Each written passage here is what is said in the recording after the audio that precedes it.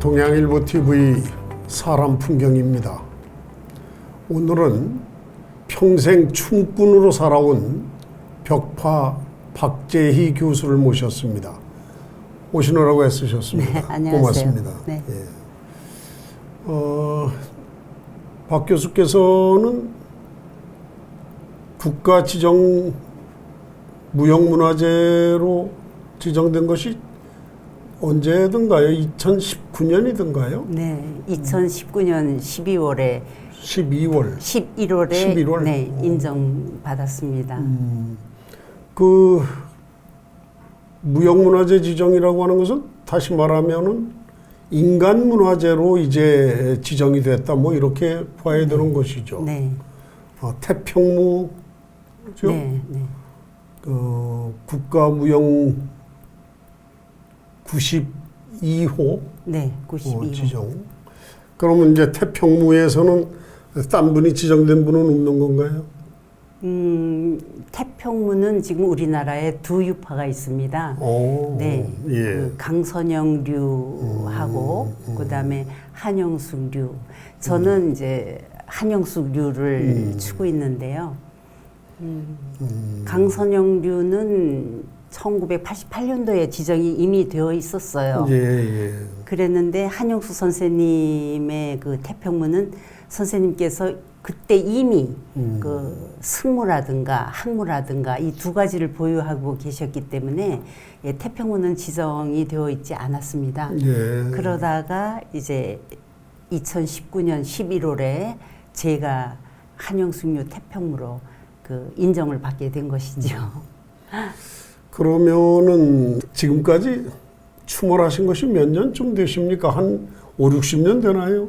네, 제가 그 춤을 정식으로 배우기 시작한 것이 중학교 1학년 때였습니다. 중학교 1학년. 네. 고향이 강릉이시죠? 네네. 그럼 강릉서 중학교를 다니셨나요? 아니, 저는 고향은 강릉이지만요. 학교는 춘천에서 다녔어요. 춘천에서. 네. 춘천에서 이제 초등학교, 그다음에 중학교까지. 그러다가 고등학교는 이제 서울의 수도여고가 굉장히 그 무용이라든가 그렇죠. 체조라든가 이런 것이 아주 활성화되고 유명했었거든요. 그래서 서울로 이제 고등학교 때는 왔죠. 이제 서울에서 무용을 계속하다가 이제 뭐 자연스럽게 대학교도 그 이화여대 무용과로 가고 그것이 이제 오늘날까지 그냥 한 길만 바라보고 무용을 해왔습니다. 그렇게 순수 강원산이신데 이제 뭐 교육은 서울서 받으셨고 충청북도 청주하고는 어떻게 인연이 되신 건가요? 제가 1982년도부터 이제 청주대학교 교수로 재직했거든요. 이제 그러면서 인연을 쌓아가지고 뭐 지금 뭐 굉장히 완전히 제가 청주 사람이 됐죠. 그래서 전통무용만 또 연구하는 단체로 벽파춤연구회가 또 창설이 됐어요. 그 한영숙 선생이라고 그러면은 이 서울 올림픽 때 네. 마지막 휘날에 나오셨던 네, 폐막식 때 네, 나오셨던 그 한영숙 네, 선생이시죠? 그 한영숙 선생의 할아버님이 이 충청남도가 고향이시죠? 네, 그렇습니다.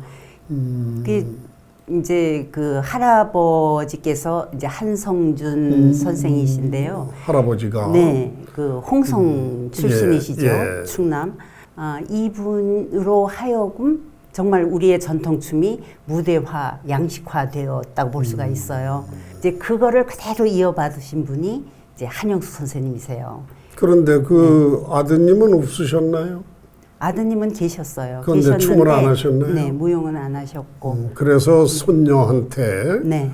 전수가 됐고. 네, 아주 공식 후계자로 그 정말 그 신문에 그 당시에 신문에 다 났었습니다. 한영숙 선생님을 공식 후계자로 삼는다 이런 이야기가. 네, 그래서 한영숙 선생님은 또 우리나라의 전통춤을 꽃피우신 분 아닙니까? 대모라고 이제 우리가 얘기를 하는데.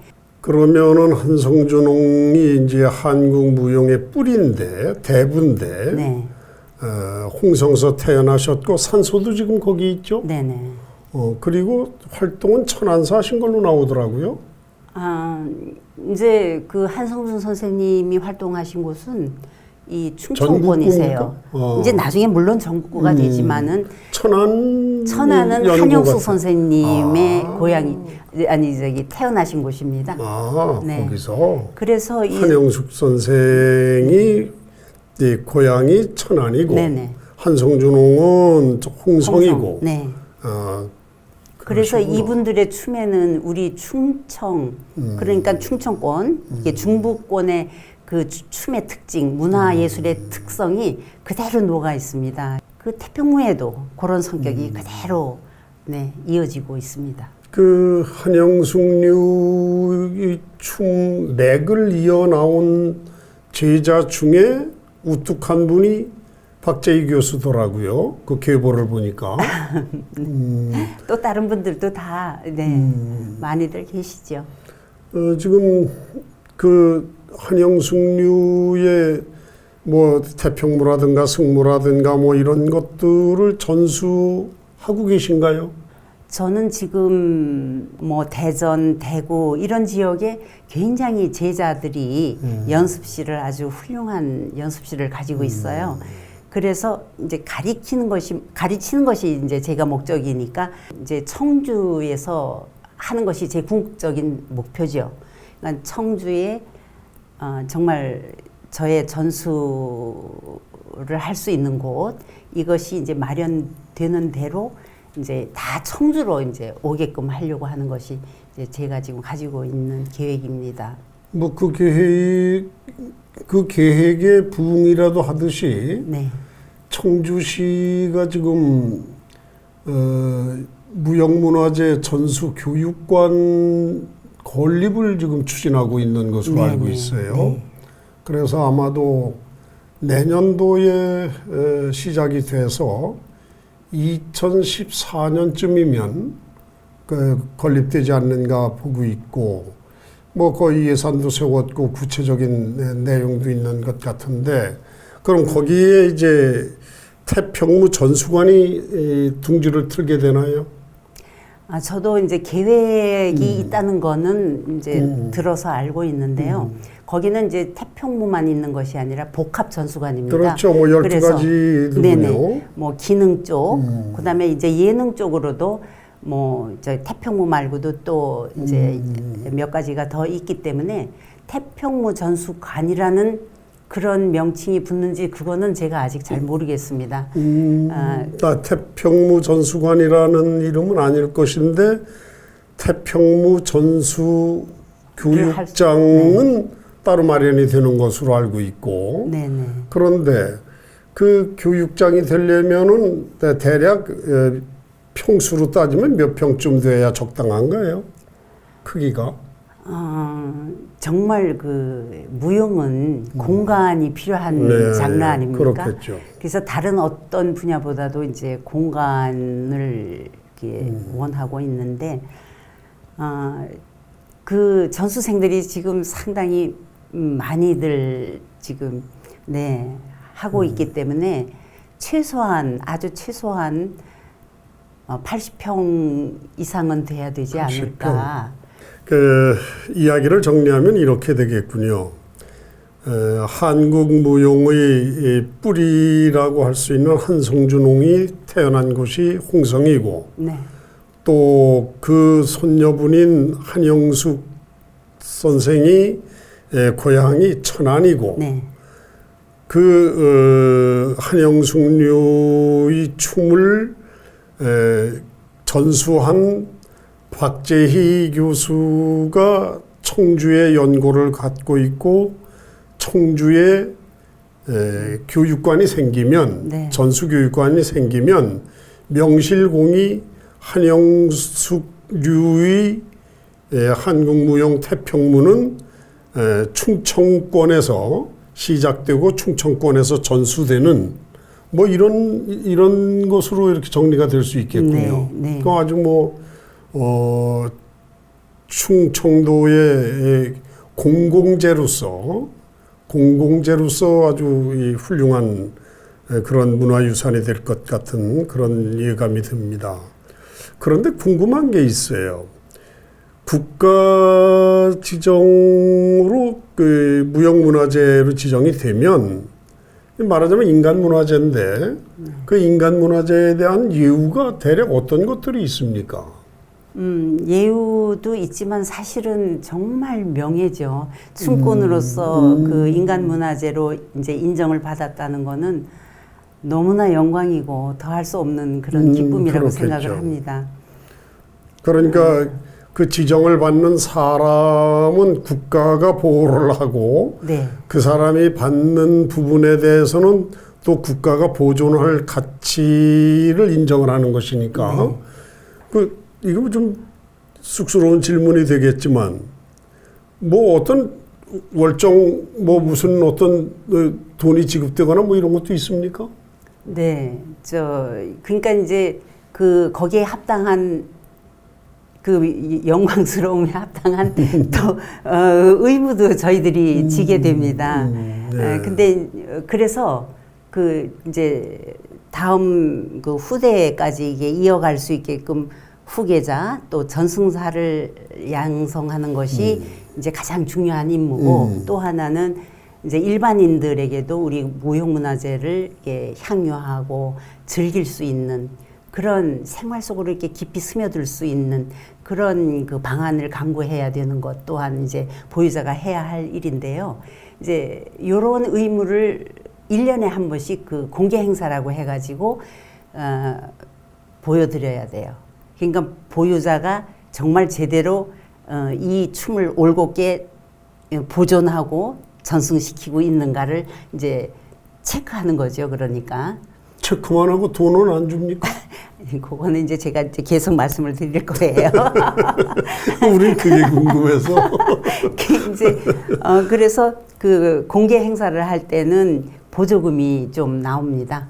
보조금이라고 그럽니까? 지원금입니까? 네, 지원금이 나오는데 지원금. 한 번 공연하는데 그 800이 나옵니다. 800만 원. 근데 네. 사실은 제대로 공연을 하려면은 그거 가지고 힘들죠. 그 더 이제 저희들이 더 신경을 써가지고 이제 공연을 해야 되고 그 다음에 이제 매달 전승할 수 있는 이제 그 가르쳐야 되지 않습니까? 예. 이제 그러니까 그런 어떤 명목 또는 전승을 하기 위해서 필요한 것을 뭐 구입을 한다든가 등등 이제 그러면서 한 달에 150씩 지원을 하고 150만 원. 있습니다. 네. 이걸 여기서 이렇게 다 말씀을 드리려니까 너무 이제 좀 쑥스러운 것 같은데요. 아직 그래도 대략은 알아야죠. 네. 그러니까 이제 뭐 공연비는 1년에 연 1회인데 800만 원쯤 네네. 주고 아니면 이제 매월 150만 원 정도 지원금을 네. 주는군요. 또 딴 건 더 없습니까? 아니 그리고 이제 여러 가지 그 행사 뭐 또는 그 사업 이런 거를 할 때 조금씩 그 지원금을 신청하면은 네. 근데 이제 그거 사업. 네 그런 거를 할 때 그 같이 할 수 있는 사람이 이수자와 같이 하게끔 지금 되어 있어요 항상. 근데 저는 아직 뭐 이수자가 배출되려면은 3년의 과정을 거쳐야지 이수 시험을 볼 수 있는 자격이 되거든요. 그러니까 3년까지는 이제 열심히 가리키는데 좀 중점을 두고 있습니다. 이렇게 방송 출연을 하거나 하면은 지원금 없습니까? 그런 거야 이제 개인이 활동하는 거니까. 그래요? 네네. 예. 아까 언뜻 말씀드렸지만 한영숙류의 태평무가 어떤 것인지 화면을 보시면서 네. 어떤 점이 크게 차이가 나는지 그거 한번 좀 지정을 한번 해주시죠. 쉽게 근데 이제 몇 일반인들이 가지만. 가장 먼저 그 차이점을 볼 수 있는 게 의상이에요. 네, 의상인데 의상. 한성준 선생께서 이 일제 강점기 시절에 태평무를 창안하시고 이제 그 당시에는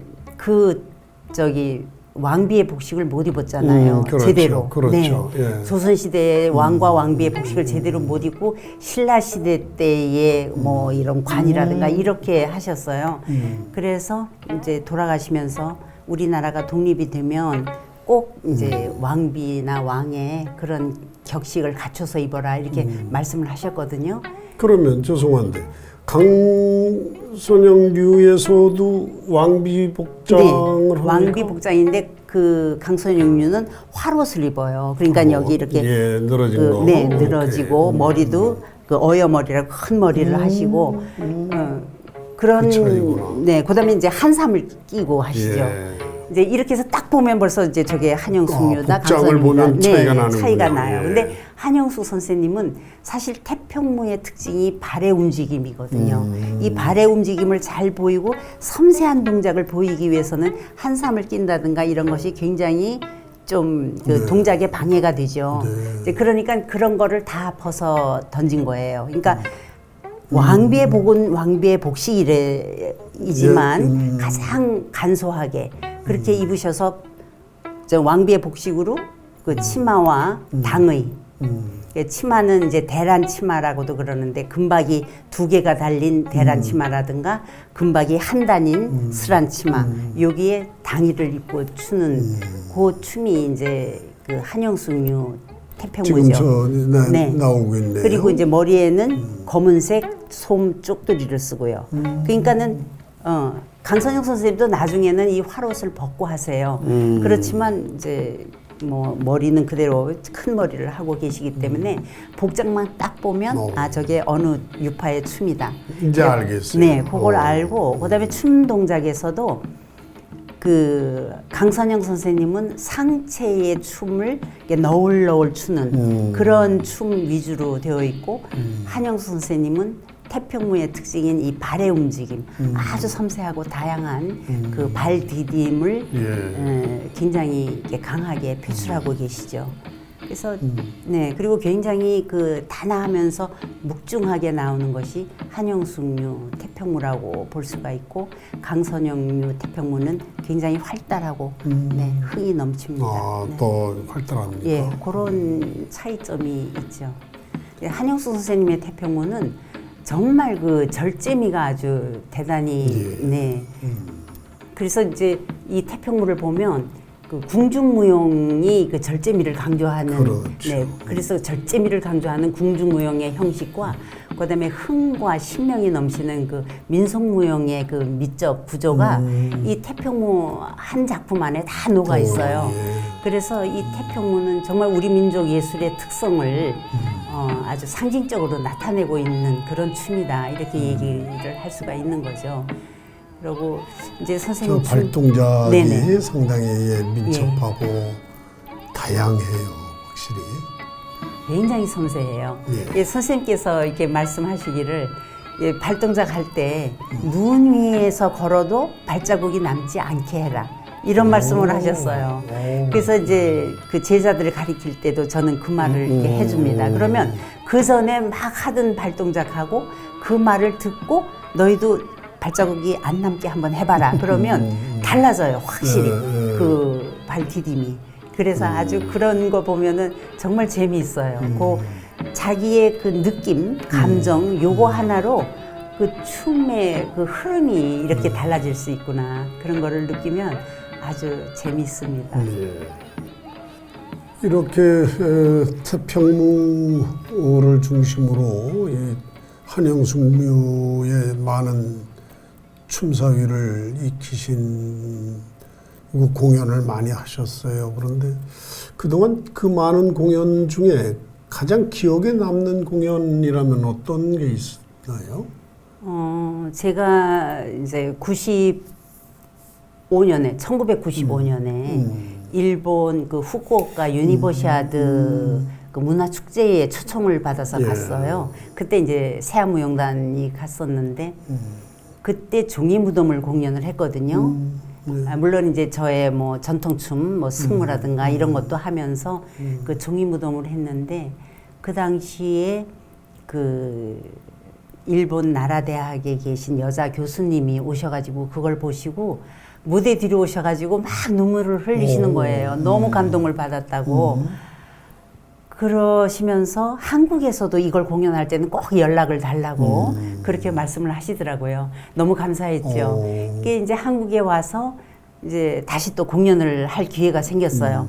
그러니까 이제 약속을 했으니까는 그렇죠. 알려는 드려야 그렇죠. 되잖아요.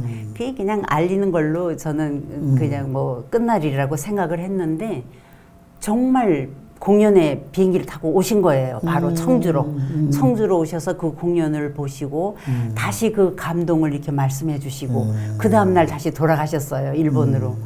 그런 거를 보고 아 정말 언어도 통하지 않고 말도 통하지 않지만 우리의 그런 그 몸짓으로 이렇게 감동을 주고받을 수 있다는 데 대해서 너무나 이제 감격스러웠고 제가 오히려 감동을 받았습니다. 그 교수님 때문에. 이제 그 공연이 진짜 잊혀지지 않고요. 그 다음에 이제 제가 춤인생 50년을 기념해가지고 공연을 했습니다. 그 공연은 이제 제자들이 제가 그동안에 해온 그 작품 중에서 대표적인 것을 다시 재창작해서 그래서 이제 공연을 했어요. 강산여파였죠? 그때 벽파춤 연구회나 이제 세안무용단이나 다 출연을 했어요. 제자들이 모두. 왜 그랬냐면은 이제 제가 그때 정년을 앞두고 있었기 때문에 정년을 하면은 이제 창작무용은 각자의 그 작품 세계로 들어가라고 해서 이제 창작무용은 그만하고 전통무용에만 전념하려고 생각을 했기 때문에 다 공연을 했는데요. 정말 그때 공연이 끝나고 커튼콜 하면서 다들 이렇게 눈물을 흘리고 강산연파를 보면서 감동들 많이 했죠. 저도 한 자리가 있었는데 참 좋았어요. 그래서 제자들이 전부 그 높은 수준의 제자들이 한 무대에 서서 그렇게 군무를 하는 거 아주 참 인상적이었죠.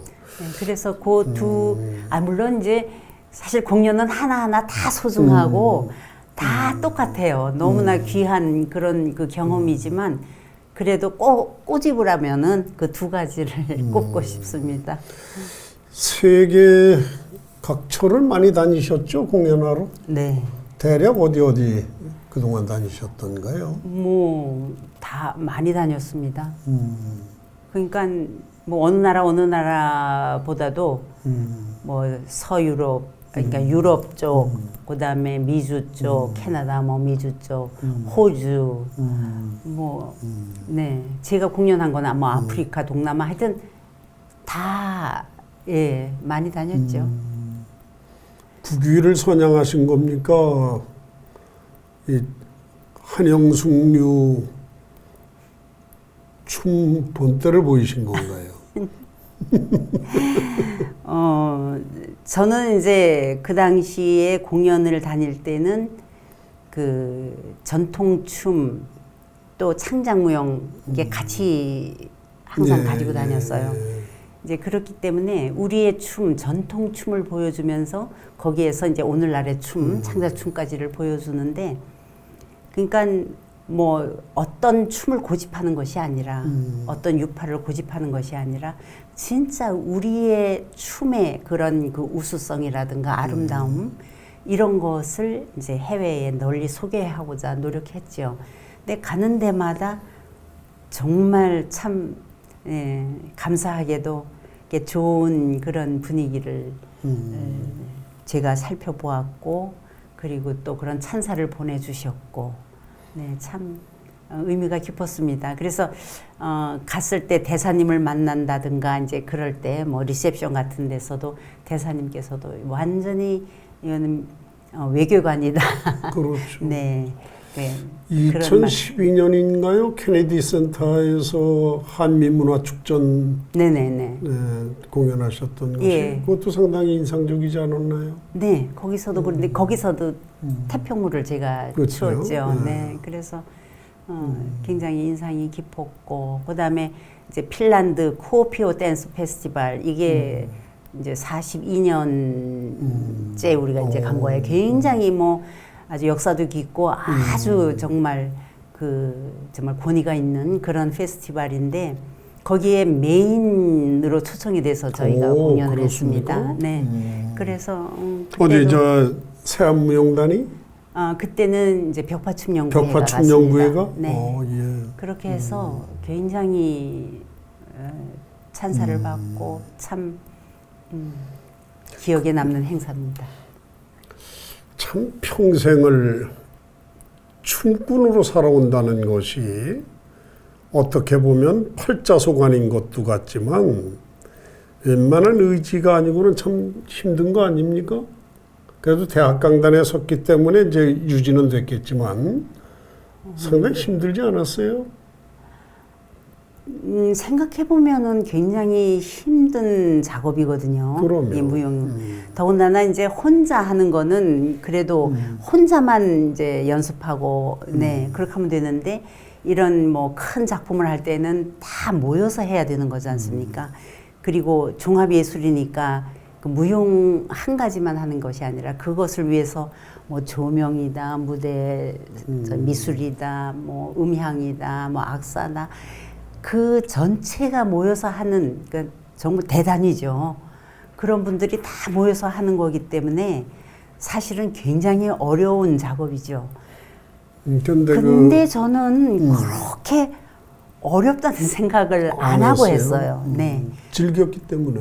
네, 그런 것 같아요. 그런데 이 한국 무용이 참 사실 어려워요. 이 보는 사람도 어렵지만 하는 사람이 얼마나 어렵겠어요. 그런데 갈수록 한국 무용 지망생들이 늡니까 줍니까? 지금 무용인들이 많이 줄어들고 있죠. 아니, 예. 꼭 무용이라고만 고집할 수는 없어요. 왜냐하면 전체적으로 뭐 인구가 줄어들고 있고, 그 다음에 학교에 가야 되는 그런 그 연령층이 이제 줄어들고 있기 때문에, 정말 그 순수 예술 쪽이라든가 이런 것, 기초 학문이라든가 이런 것이 참 어렵지 않습니까? 마찬가지로 무용도 상당히 이게 줄어들고 있어요. 예전에는 창작무용이 굉장히 대세를 이루고 있었죠. 예.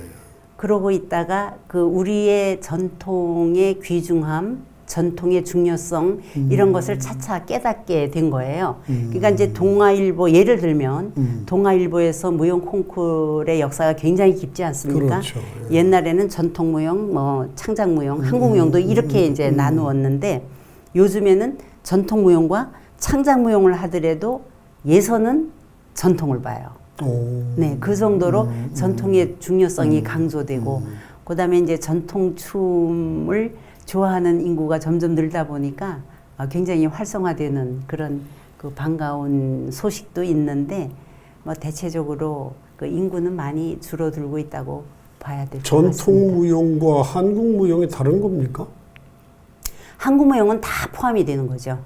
그러니까 전통 무용도 포함이 되고 그다음에 그 창작 무용, 뭐 신무용, 뭐 이런 것이 전부 합해서 이제 그 한국 무용이지만 이제 전통 무용, 한국 무용 이렇게 나눈다면은 개념은 전통은 우리 옛부터 이렇게 내려오는 그런 것을 얘기하고 한국 무용은 이제 거기에서 서양의 그런 그 기법을 이렇게 가져온 것이 신무용이지 않습니까? 그러니까 신무용 그것이 이제 더 나아가서 창작무용. 창작무용은 자기의 어떤 그 생각을 표출하는 거기 때문에 사실 그 메소드는 여러 군데서 가져올 수 있거든요. 이것을 다 합해서 이제 한국무용이라 그러고 이걸 대별하면 그렇지만 큰 카테고리 안에서는 한국무용 속에 다 들어가는 거죠. 그렇죠. 네.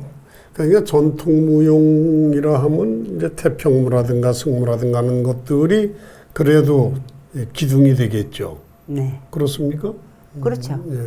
아니 굉장히 다양해요. 다양해 많아요. 그 종류가 굉장히 많은데 그렇죠. 지금 이제 문화재로 지정이 된 것이 태평무, 승무, 살풀이 이렇기 때문에 이제 그쪽이 아무래도 많은 사람 같은 건 안 돼 있나요? 학춤 하고요. 근데 학춤은 또 단체고 단체는 그렇죠. 또 진주건무도 있고 뭐 여러 가지가 있으니까. 그러니까 가장 그 접근하고 싶어 하는 것이 이제 홀춤이죠. 네.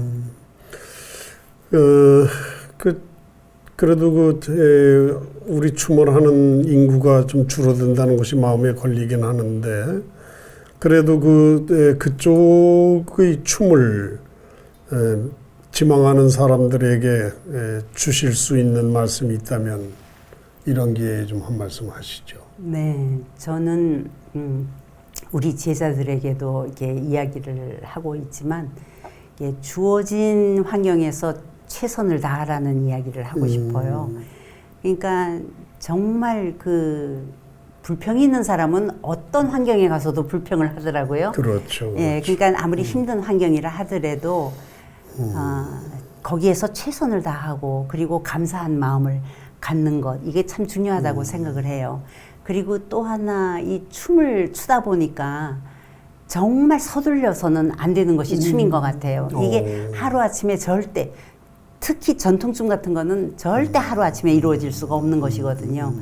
그러니까 서두르지 않으나 게으르지 않게 자기가 지향하는 한 지점을 향해서 그냥 뚜벅뚜벅 걸어가라. 제가 그렇게 늘상 강조합니다. 이제 그렇게 되면은 자기도 모르는 사이에 어느샌가 자기가 목표로 하는 지점 가까이에 다가가 있지 않을까. 저는 그런 믿음을 가지고 있거든요. 그래서 절대 서두르지 말고 정말 꿋꿋하게 한 길을 걸어가되 최선을 다하라. 참 좋은 말씀이에요. 네. 서둘지 마라. 그러나 게으르지도 마라. 네. 참 큰 교훈이 있네요. 이제 70대에 접어들으셨는데 춤꾼 인생 60년 참 짧은 세월 아니잖아요. 벌써 반세기를 넘기셨는데 그걸 돌아보시면서 마지막으로 한 말씀 하신다면 어떤 말씀이 될지 한번 해주시죠.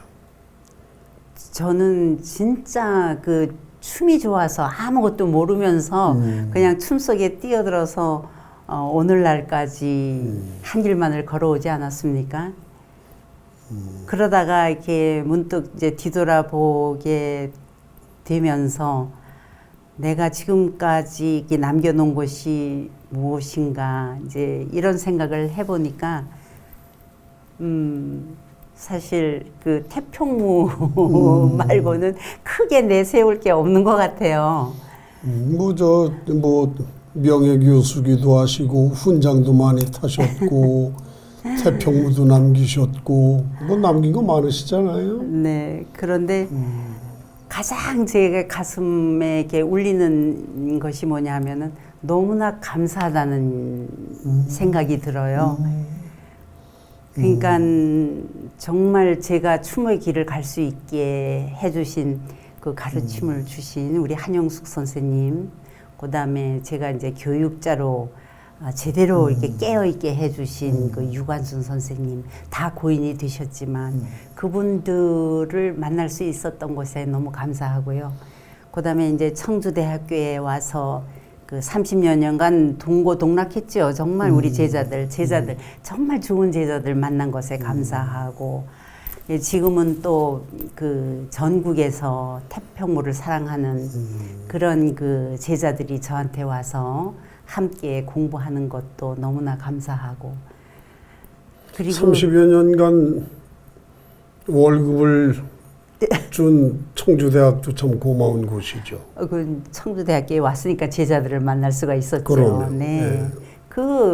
정말 저는 청주대학교 울타리 안에서 제가 있었기 때문에 이 모든 것이 다 이렇게 펼쳐질 수가 있었죠. 그러고 이제 저하고 함께 외로운 길이지만 함께 걸어왔던 선후배 동료들 무엇보다도 저를 믿고 이렇게 정말 격려해주고 후원해주시는 우리 지역의 무용을 사랑하시는 여러분들이 계셨기 때문에 너무나 감사한 거예요.